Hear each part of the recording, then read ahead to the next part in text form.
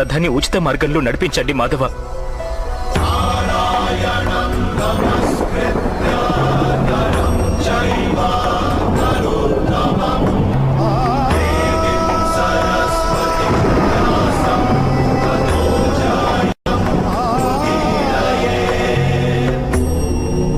నేనేమి తెలుసుకుంటే నా దౌర్బల్యాన్ని వదిలిపెట్టగలనో చెప్పండి.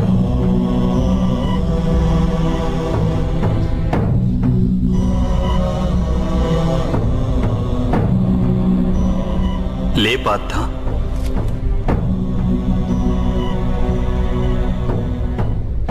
శ్రద్ధగా విను.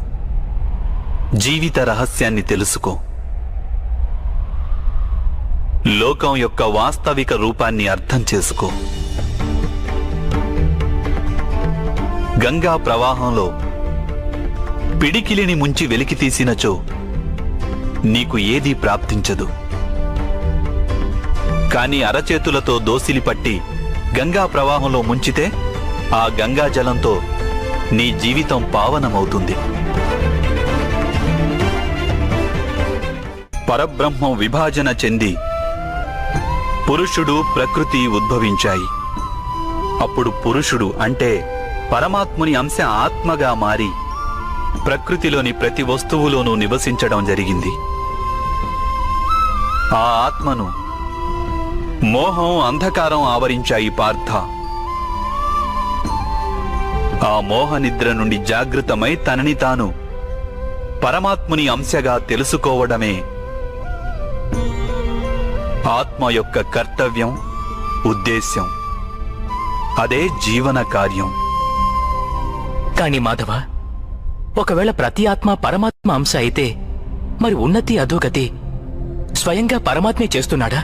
బురదలో పడిన రత్నం ఏ విధంగా ప్రకాశించదో అదే విధంగా ప్రకృతిలోని 24 పదార్థాల నుండి వేరైన ఆత్మ అది ఒక పరమాత్మ అంశే అనే సత్యాన్ని విస్మరిస్తుంది. ఆత్మలు ఎక్కువ శాతం తమ దేహాన్నే సర్వస్వంగా భావిస్తాయి. తాము దేహానికి భిన్నమని అవి తెలుసుకోలేకపోతాయి. శరీరానికి కలిగే సుఖం, దుఃఖం, రుచి, వాసన ఇత్యాది అనుభవాలను అవి తమ అనుభవాలని భావిస్తుంటాయి. అసలు మార్పు కోసం ప్రయత్నం కూడా చేయవు.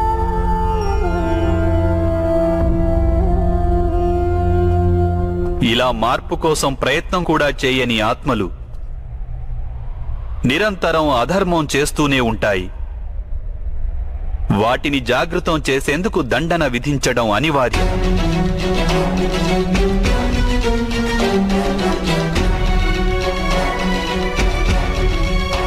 నీవు ఈ తెలుసుకో పార్థ, నీవు శరీరానివి కాదు, కేవలం ఒక ఆత్మవు.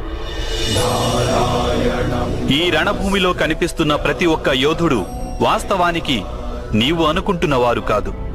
కొంతకాలం పాటు వీరందరూ ఈ శరీరాలలో వాసం చేస్తున్నవారు. వీరి శరీరాలు మరణిస్తాయి, కానీ వీరందరూ అమరులు. వీరు మళ్లీ నూతన శరీరాలను ధరిస్తారు.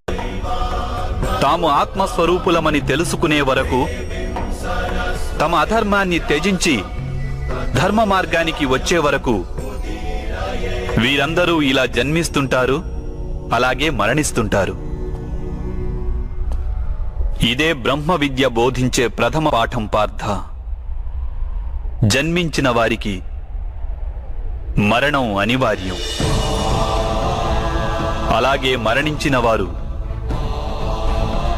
అవశ్యం మళ్లీ జన్మిస్తారు. ఈ మహాజ్ఞానాన్ని సాంఖ్య యోగమని అంటారు.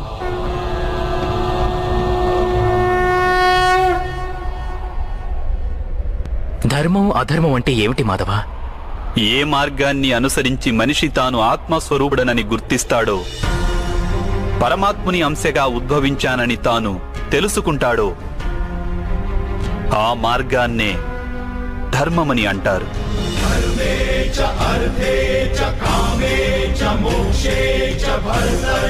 ఎప్పుడు మనిషి తనను తాను పరమాత్మ స్వరూపునిగా అర్థం చేసుకుంటాడో అప్పుడు సృష్టియే పరమాత్మయని, పరమాత్మయే సృష్టి అని వానికి అనుభవగతం కాగలదు. సృష్టికి పరమాత్మకు ఏ భేదమూ లేదు.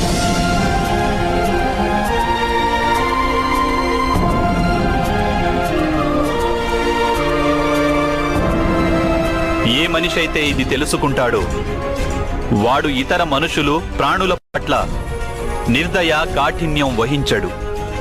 వానికి ఇది తెలుసు, జిహ్వను ఖండిస్తే బాధ కేవలం జిహ్వకే ఉండదు, దాని అనుభూతి శరీరమంతటికీ ఉంటుంది. అదేవిధంగా ఒక మనిషికి బాధ కలిగితే సమస్త లోకము ఆ బాధను అనుభవించి తీరుతుంది. ఈ లోకంలో ఏ ఒక్క మనిషి బాధను అనుభవిస్తున్నా ఈ ప్రపంచంలో ఏ ఒక్కరూ సంపూర్ణ సుఖాన్ని అనుభవించలేరు. కరుణతో నిండిన మనస్సు ఏ కార్యమైతే చేయాలనుకుంటుందో దానినే ధర్మమంటారు. అంటే అధర్మం అనేది అజ్ఞానానికి మారుపేరా? అయితే మరి అజ్ఞానుల పట్ల దయ చూపడం అవసరం కదా? దండించడంలో అర్థం ఏమిటి?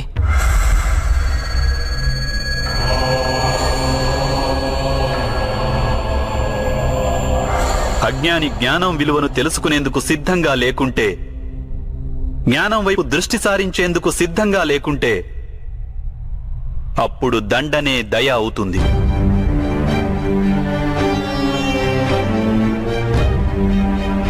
వాని పట్లనే కాదు, ఇతరుల పట్ల కూడా అవుతుంది.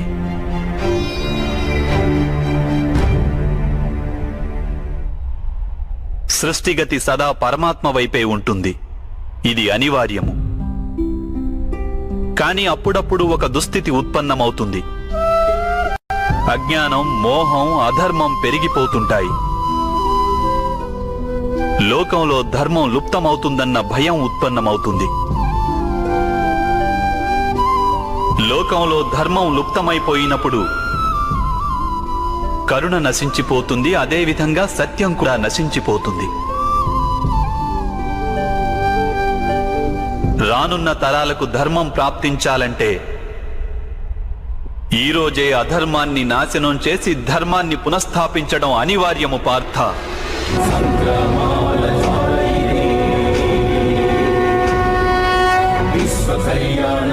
ఈ పరిస్థితి అటువంటిదే పార్థ. ఇక ధర్మ సంస్థాపన చేసే కర్తవ్యం కేవలం నీదే.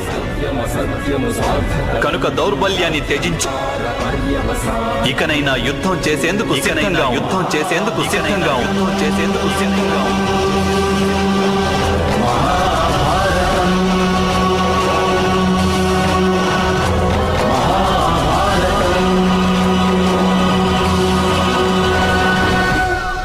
మరి నా చేతులలో హత్యలు జరుగుతాయి మాధవ. నా కారణంగా ఇంకొకరి ప్రాణాలు పోతే నాలో ఉన్న కరుణ నశించినట్లు కాదా మాధవ? అయినా ఒకవేళ ధర్మానికి ఆధారం కరుణ అయితే మరి నా ఆత్మకు కర్మబంధం ఏర్పడదా?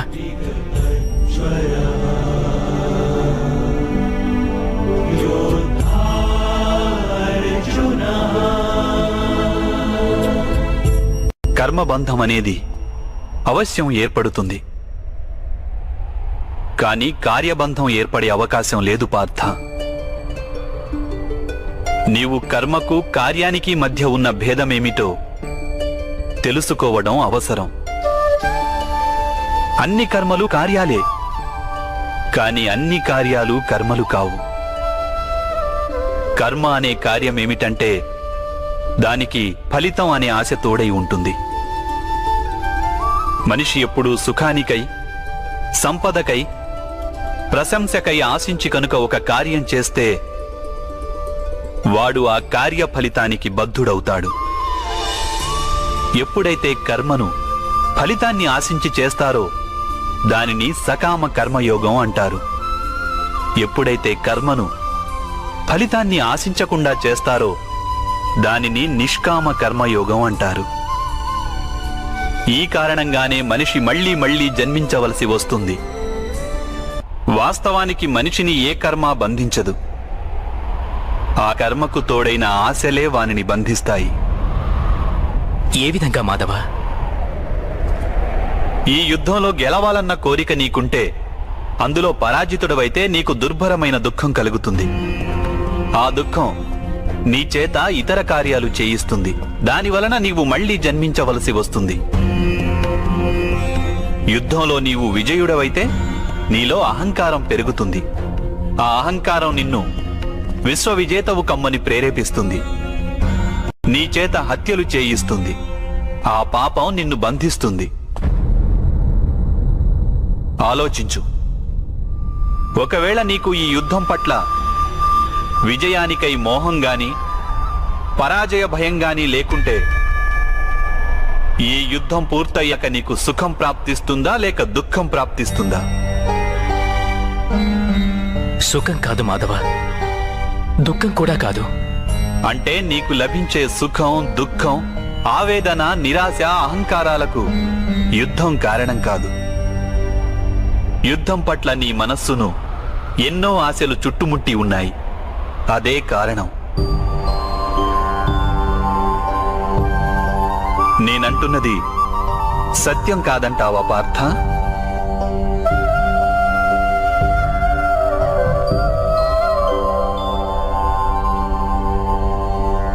సుఖ దుఃఖే సమే కృత్వా లాభాలాభౌ జయాజయౌ తతో యుద్ధాయ యుజ్యస్వ నైవం పాప మవాప్స్యసి. అంటే సుఖ దుఃఖాలను సమానంగా భావించి లాభం, హాని, జయాపజయాల గురించి ఆలోచించకుండా నీవు యుద్ధం చేస్తే కౌంతేయ, నీవప్పుడు పాపంలో భాగస్థుడవు కాబోవు. దీనినే కర్మయోగం అంటారు. కాని మాధవ, ఒకవేళ కార్యబంధం నిశ్చితమైతే లౌకిక జీవితాన్ని విడిచి సన్యాసం తీసుకోవడం ఉచితం కాదా? ఈ ఆలోచన పర్యవసానంగానే ఈ రోజున యుద్ధం జరుగుతోంది పార్థ.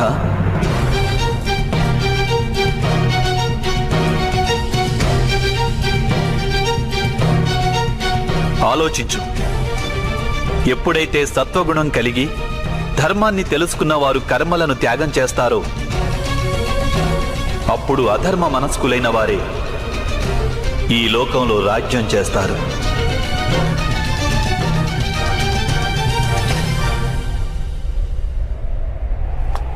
ఒకవేళ మహితాత్ములు లౌకిక జీవితాన్ని త్యజించి ఉండకుంటే ఈరోజు అధర్మం ఇంతగా పెరిగేది కాదు.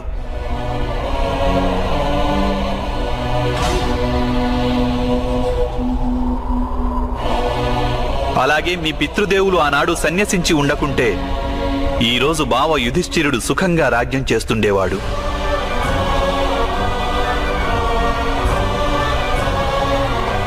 అలాగే తన ప్రజలకు న్యాయం, ధర్మం గురించిన జ్ఞానాన్ని అందించేవాడు. కానీ బాధాకరమైన విషయం ఏమిటంటే సత్వగుణం నిండిన వారే లోకానికి లాభం చేకూర్చగలరు. కానీ వారే సన్యసించాలని ఆలోచిస్తారు. జలం బాష్పంగా మారి ఆకాశానికి చేరుతుంది. ఇక బురద అక్కడే పడి ఉంటుంది. అలాగే సత్వగుణం గల సజ్జనులు లోకాన్ని త్యాగం చేస్తుంటారు. ఇక తమస్సులో ఉన్న అధర్మపరులు లోకంలోని కార్యాలు చేస్తుంటారు. ఈ కారణంగానే లోకంలో పాపం, అధర్మం పెరుగుతుంటాయి.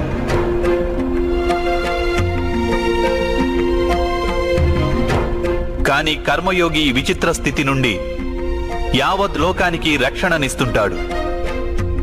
కర్మయోగి కర్మ ఫలితాన్ని త్యాగం చేస్తాడు, కానీ కర్మలను త్యాగం చేయడు. వాడు ఈ లోకంలోనే ఉంటాడు.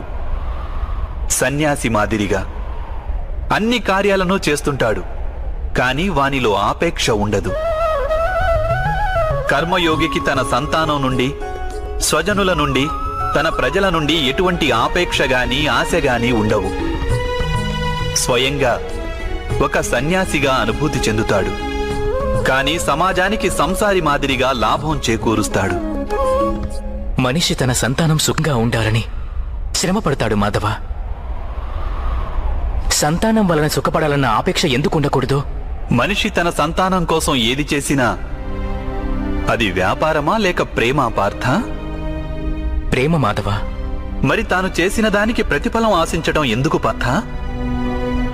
భవిష్యత్తులో లాభం కోసం వ్యాపారంలో ఎదురు చూస్తారు, ప్రేమలో కాదు. ఏ మనిషి అయితే తన సంతానం యొక్క ప్రవర్తనను తీర్చిదిద్ది సన్మార్గంలో నడుపుతాడో, తన సంతానానికి ప్రేమ ధర్మ సంస్కారాలను నేర్పుతాడో, అతని సంతానం కూడా ఆ మనిషికి ప్రేమ సంరక్షణను తప్పక అందిస్తారు. సంతానం చూపే ప్రేమ, ఆత్మీయుల ప్రవర్తన, వారు చేసే కర్మలు పార్థ. ఒకరికి మరొకరి కర్మలపై ఎటువంటి అధికారము ఉండదని తెలుసుకో. వారి నుండి ఏదైనా ఆశించి ఆపేక్షించి ప్రయోజనమేమిటి? దీనిని నీవు దీర్ఘంగా ఆలోచించి చూస్తే వెంటనే అర్థమయ్యేదేమిటంటే, జీవితంలో ఎవరైనా సరే ఏ విషయం గురించైనా సరే ఆశలు ఆపేక్షలు పెంచుకోవడం అనివార్యం కాదు. యావత్ సృష్టిలోనే పరమాత్ముడున్నాడు. మనిషి స్వయాన ఆ పరమాత్ముని అంశ. అప్పుడు లోకంలోని అన్ని పనులు ఆ పరమాత్ముడివే. స్వయంగా మనిషి అన్నవాడు ఏదీ చెయ్యలేడు. ఇదే కర్మయోగ మూల సిద్ధాంతం పార్థ.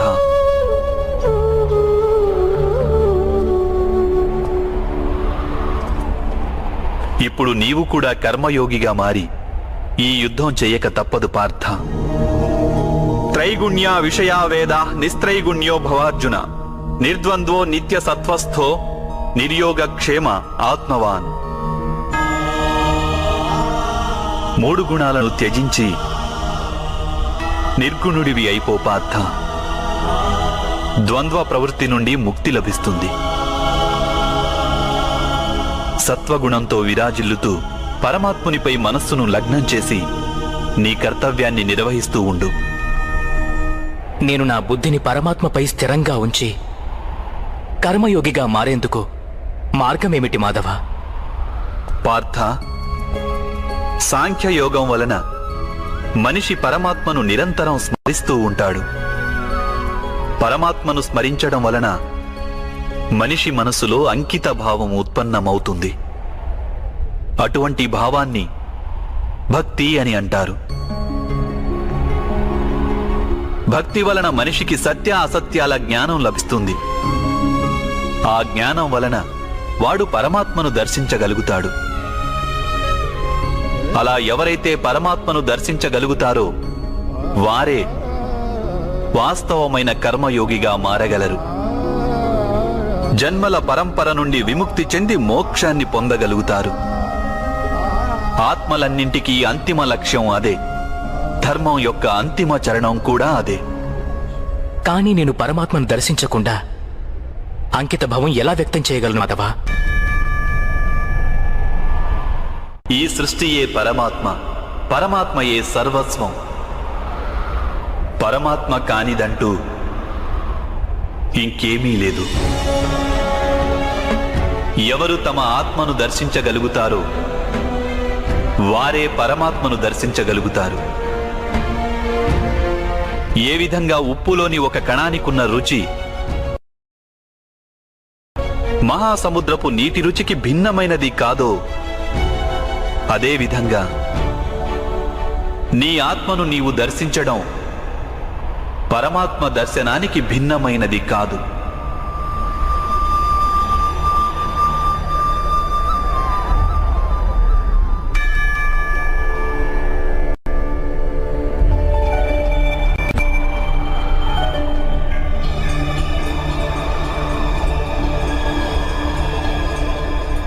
అంటే మాధవ, మీరేనా పరమాత్మ?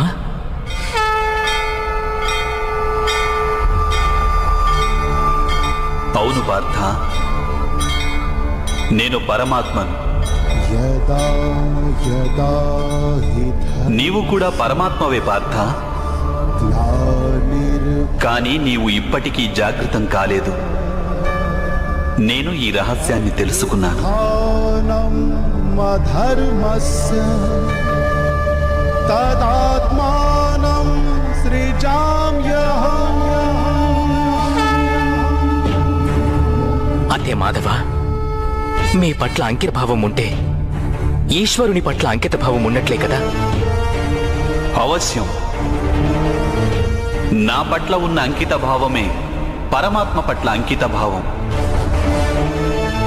సర్వధర్మాన్ పరిత్యజ్య మామేకం శరణం వ్రజ. సర్వ జగతిని త్యాగం చేసి కేవలం నన్నే ఆశ్రయించు పార్థ.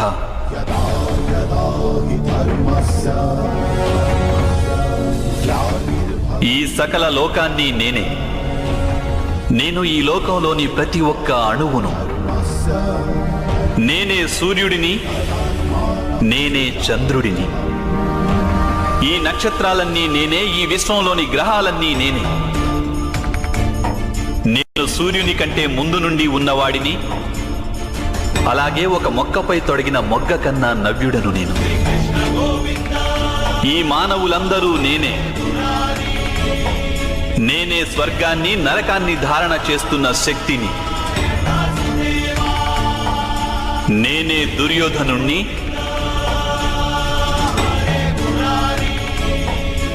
అలాగే అర్జునుడిని కూడా నేనే.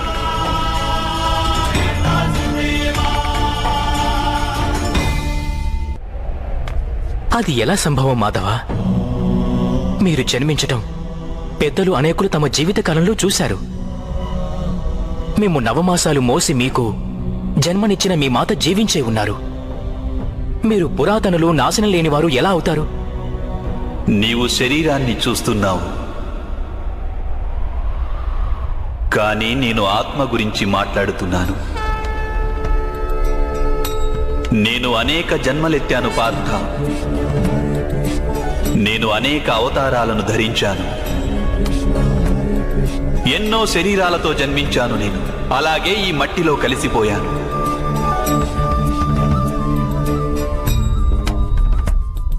ఇక ముందు కూడా నేను పదే పదే జన్మిస్తుంటాను.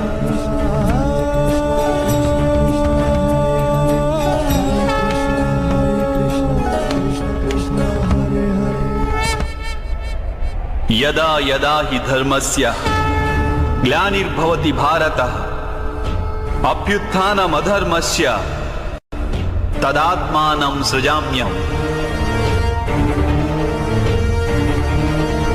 పరిత్రాణాయ సాధూనాం వినాశాయ చ దుష్కృతాం ధర్మ సంస్థాపనార్థాయ సంభవామి యుగే యుగే.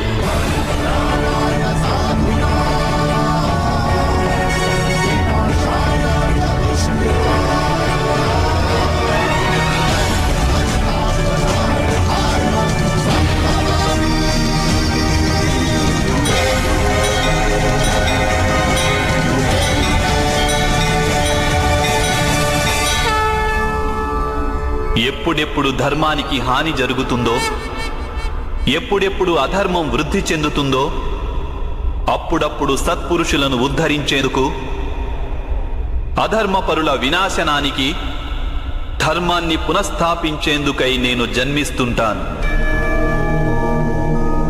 ఇది ప్రతి యుగంలోనూ జరుగుతూ వచ్చింది. అలాగే ఇక ముందు కూడా జరుగుతూనే ఉంటుంది. నేనే నాశనం లేని పరమాత్మను.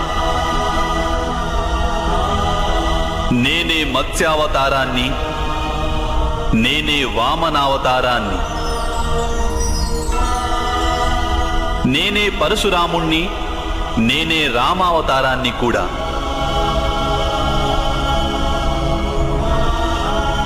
నేనే బ్రహ్మ విష్ణు మహేశ్వరులను, నేనే సరస్వతి లక్ష్మి పార్వతిని కూడా.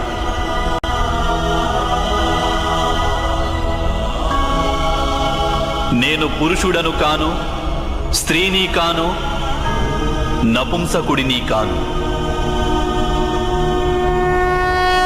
నేను శరీరాన్ని కాను, శరీర అవయవాలను కాను. నేను జ్ఞానాన్ని, సృష్టిని, చైతన్యాన్ని. నేను పరబ్రహ్మను. నేనే సర్వస్వాన్ని. అలాగే నేను ఏమీ కాను.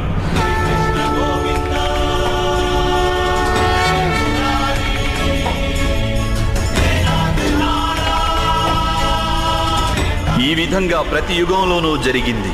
అలాగే ఇక ముందు కూడా జరుగుతూనే ఉంటుంది.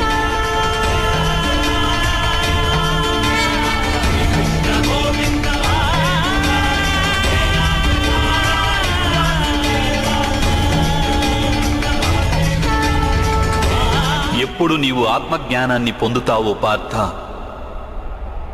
అప్పుడే నీవు నాలో ఐక్యం కాగలవు.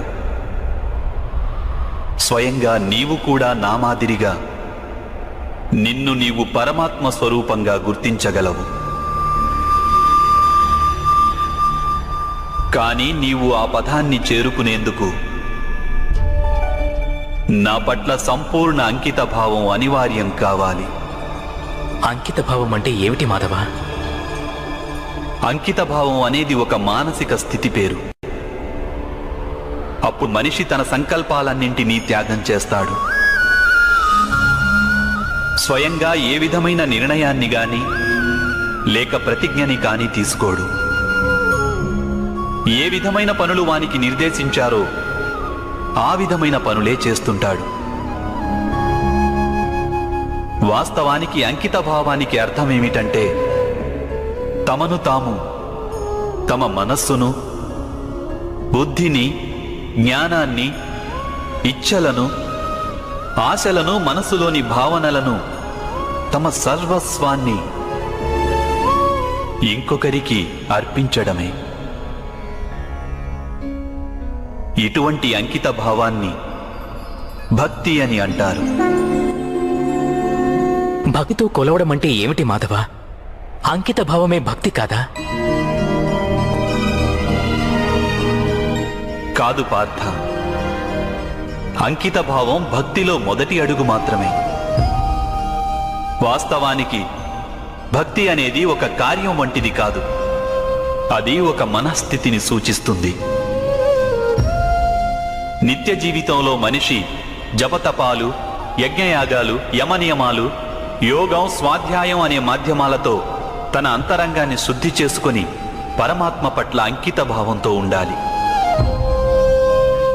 మనిషి తాను చేసే పనులను, తన కర్మల ఫలితాన్ని, జీవితంలోని ఉచ్ఛ్వాస నిశ్వాసాలను పరమాత్మకు సమర్పిస్తూ ఉండాలి.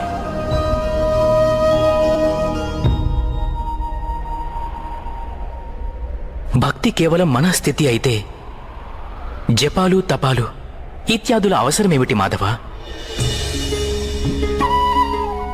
ఈరోజు శుభ్రం చేసిన పాత్ర ఎలా మళ్లీ మలినమవుతుందో అదేవిధంగా మనిషి మనస్సు పదే పదే పరమాత్మకు విముఖమైపోతుంటుంది. అందుకే అవి అవసరం. ఈ జపతపాలు, స్వాధ్యాయం ఇత్యాదుల మాధ్యమం ద్వారా మనిషి నిరంతరం తన జీవితాన్ని ఆ పరమాత్మకే అంకితం చేశానని గుర్తు చేసుకుంటాడు. ఏ ఒడ్డున మునక వేయాలన్నది ఇక్కడ ముఖ్యం కాదు. ఇక్కడ ముఖ్యమైనది మునక వేయడం. భక్తియోగ సారం ఒక్కటే పార్థ. మనిషి పరమాత్మకు తన జీవితాన్ని అర్పణ చేసి పరమాత్మను భక్తితో కొలుస్తుండాలి. అలాగే సత్వగుణమనే సంపదను పదిలంగా దాచుకోవాలి. సత్వగుణ సంపద అని దేనిని అంటారు మాధవ? అహింస, సత్యం, క్రోధస్త్యాగ, శాంతి, పైశునం, దయా, భూతేష్వలోలత్వ, మార్ధవం, హ్రీరచాపలం, తేజ, క్షమాధృతి, అనిత భవంతి సంపదం దైవీం అభిజాతస్య భారత.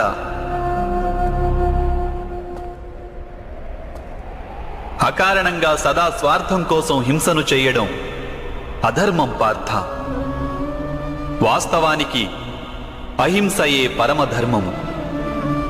అహింసతో పాటు సత్యం, క్రోధం వహించకుండడం, త్యాగం, మనశ్శాంతి, నిందించకుండడం, దయాభావం, సుఖానికి ఆకర్షితుడు కాకుండడం, అకారణంగా ఏ కార్యము చేయకుండడం, తేజం, క్షమ, ధైర్యం, శరీర శుభ్రత, ధర్మానికి ద్రోహం చేయకుండడం, అహంకారం లేకుండా ఉండడం, ఈ గుణాలన్నింటినీ సత్వగుణ సంపద లేక దైవీక సంపదలని అంటారు. వీటి వలననే మనిషి పరమాత్మను అంటే నన్ను భక్తితో కొలుస్తాడు, తన జీవిత కర్తవ్యాన్ని నిర్వహిస్తాడు, ధర్మ సంస్థాపన చేయగలడు, అలాగే కర్మఫలానికై ఆశను త్యాగం చేసి జీవిస్తాడు. వానికి నేను నిస్సందేహంగా ఈ జన్మలో ఆనందాన్ని అందిస్తాను, మరణించిన పిమ్మట వానిని నాలో ఐక్యం చేసుకుంటాను.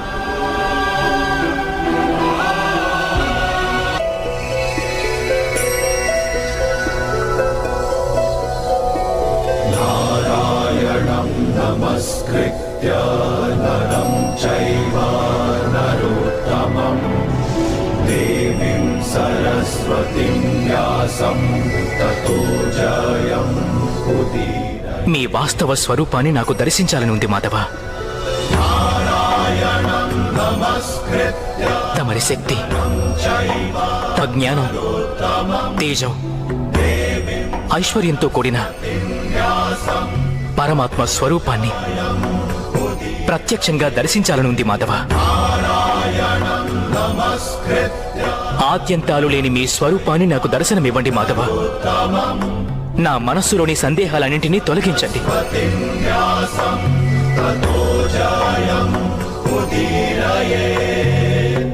మీ దర్శనమివ్వండి మాధవ.